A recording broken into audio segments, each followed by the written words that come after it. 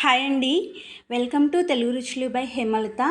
ఈ కూరనైతే చాలా పుల్లగా కారం కారంగా చాలా టేస్టీగా ఉంటుంది. నా చిన్నప్పుడైతే ఎన్నిసార్లు తిన్నానో లెక్కే లేదనమాట. అన్నిసార్లు తిన్నాను.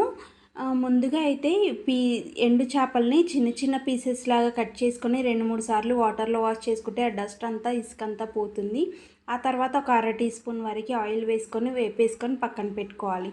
ఇప్పుడు అదే కడాయిలో ఒక 2 టేబుల్ స్పూన్స్ వరకు ఆయిల్ వేసుకొని జీలకర్ర, కరివేపాకు, నిలువుగా కట్ చేసుకున్న ఉల్లిపాయ ముక్కలు, అల్లం వెల్లుల్లి పేస్ట్, పసుపు వేసుకొని దగ్గరికిగా వేయించుకోవాలి.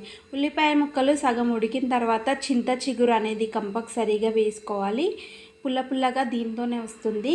కారం సరిపడా ఉప్పు వేసుకోవాలి. ఇందులో ధనియాల పొడి, జీలకర్ర మెంతుల పిండి కంపల్సరీగా వేసుకుంటేనే ఈ కూరకి టేస్ట్ అనేది ఎక్కువగా యాడ్ అవుతుంది. ఎందుకంటే ఎండు చేపలు వేసుకున్నాం కదా. ఇందులో కొద్దిగా వాటర్ గ్రేవీ కోసం వేసుకొని ఇప్పుడు ఎండు చేపలు వేయించుకున్న ఉన్నాయి కదా, ఇవి ఇందులో వేసేసుకొని కలుపుకొని మూత పెట్టుకొని ఒక 5 నిమిషాలు ఉడికించుకుంటే ఇలా దగ్గర పడుతుంది. దీని మీద కొత్తిమీర వేసుకొని ఈ కర్రీ అనేది దింపేసుకుంటే సరిపోతుంది. చాలా అంటే చాలా టేస్టీగా ఉంటుంది. మీరు కూడా ట్రై చేసి ఎలా ఉందన్నది కామెంట్ సెక్షన్లో కామెంట్ చేసి సబ్స్క్రైబ్ చేసి